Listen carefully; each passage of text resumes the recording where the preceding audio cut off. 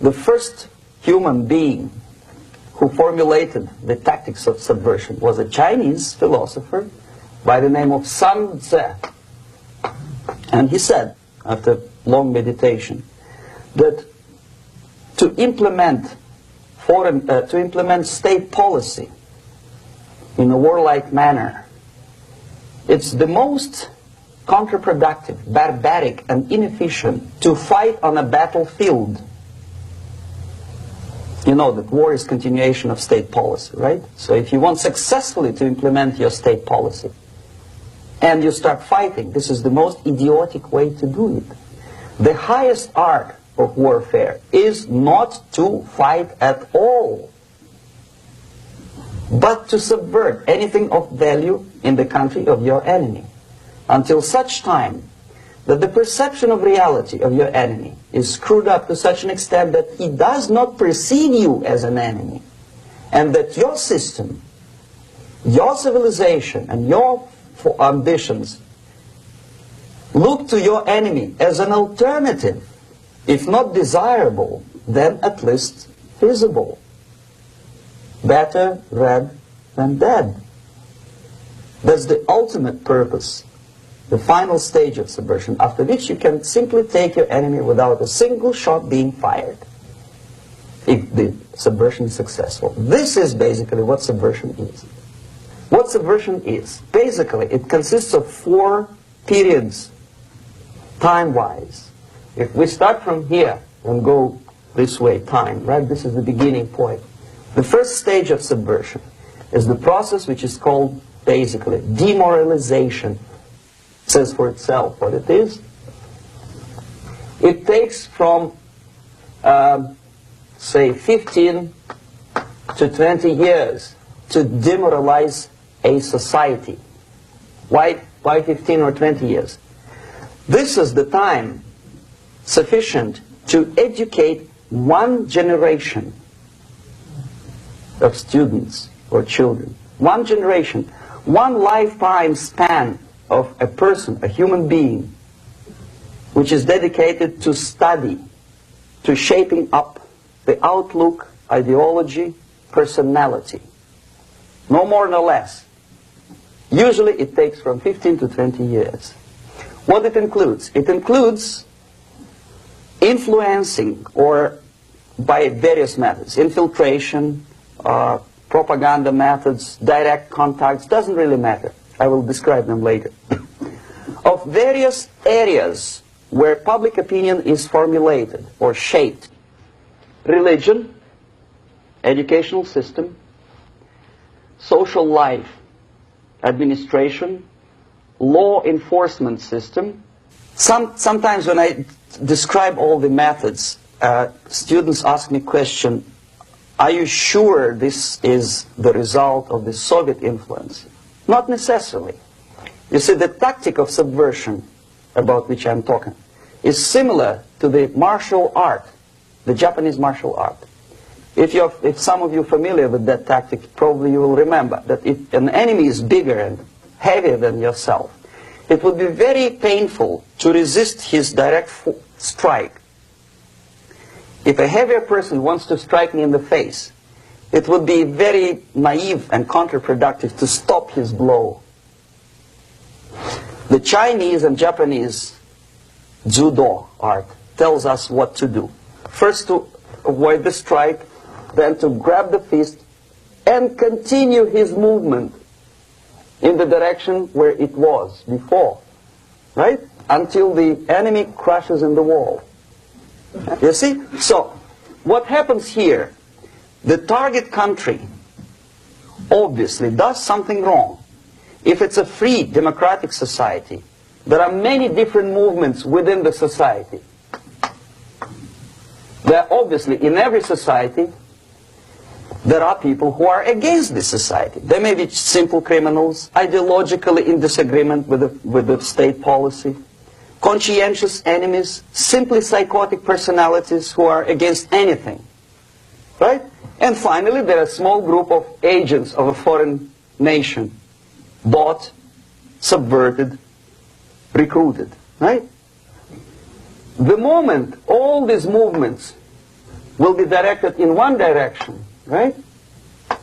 This is the time to catch that movement and to continue it until the movement forces the whole society into collapse, into crisis, right? So that's exactly the martial art tactic. We don't stop an enemy. We let him go. We help him to go in the direction we want them to go. Okay? These are the areas of application of subversion. What it means exactly. In case of religion, destroy it, ridicule it, replace it with various sects, cults, which bring people's attention, faith, whether it is naive, primitive, doesn't really matter. As long as the basically accepted religious dogma is being slowly eroded and taken away from the supreme purpose of religion, to keep people in touch with the supreme being, that serves the purpose. Therefore, replace it, accepted, respected religious organizations with fake organizations. Distract people's attention from the real faith and attract them to various different faiths.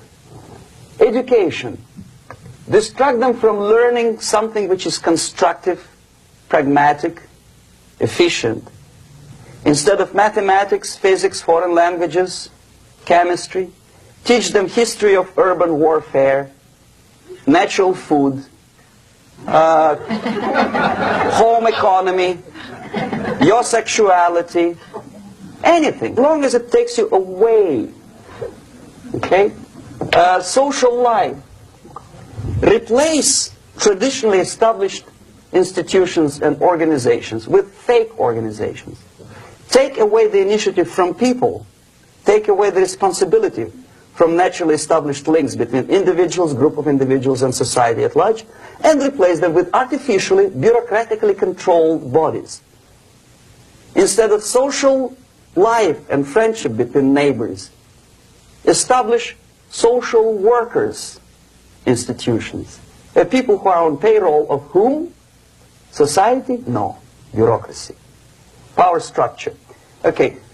The natural bodies of administration, which are traditionally either elected by people at large or appointed by elected leaders of society, are being actively substituted by artificial bodies. The bodies of people, groups of people, whom nobody elected. Never. As a matter of fact, most of the people don't like them at all, and yet they exist. One of such group is media. Who elected them? How come they have so much power? Almost monopolistic power on your mind. They can rape your mind. But who elected them? How come they have a nerve to decide what is good and what is bad for the elected by you, president, and his administration? Who the hell are they? Power structure slowly is eroded by the bodies and groups of people who do not have neither qualification nor the will of people to keep them in power, and yet they do have power. The next step is destabilization.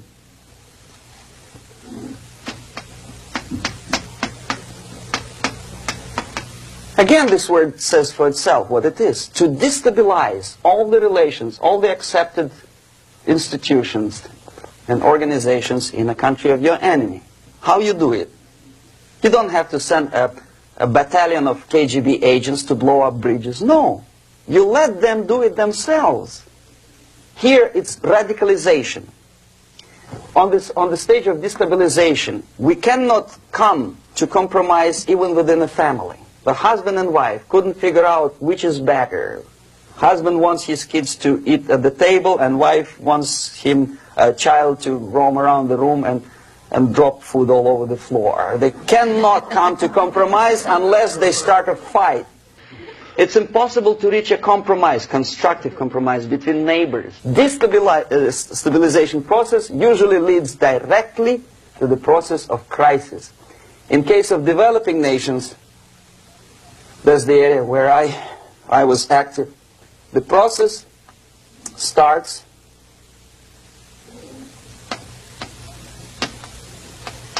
When the legitimate bodies of power, the social structure collapse, it cannot function anymore.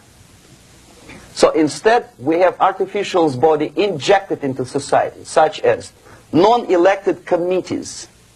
You remember I was talking about them here.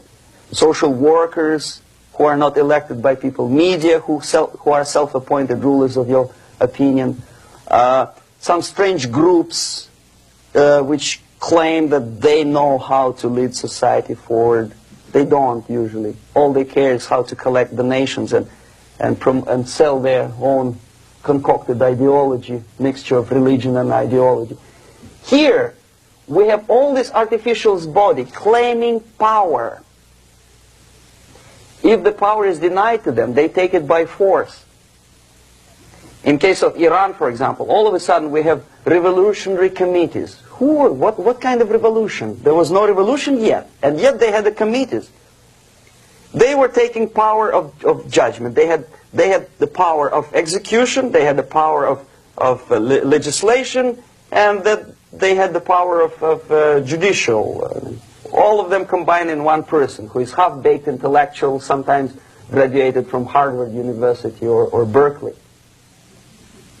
He comes back to his country and he thinks that he knows the answer to all the social, economical problems. Okay? Crisis is when society cannot function any more productively. It collapses, obviously. That's the word for crisis. Could be stopped right here, both as an expert and as an import. And that takes one step, one very important thing to do. You don't have to expel all the KGB agents from Washington, D.C. The most difficult and at the same time the simplest answer to the subversion is to start it here and even before, by bringing back the society to religion, something that you cannot touch and eat and put on yourself, but something that rules society and makes it move and preserve it. So the answer to ideological subversion, strangely enough, is very simple. You don't have to shoot people, you don't have to aim missiles and Pershings and cruise missiles at Andropov's headquarters. You simply have to have faith and prevent subversion. In other words, not to be a victim of subversion. Don't try to be a person who in judo is trying to smash your enemy and being caught by your hand. Don't strike like that. Strike with the power of your spirit and moral superiority. If you don't have that power, it's high time to develop it. And that's the only answer.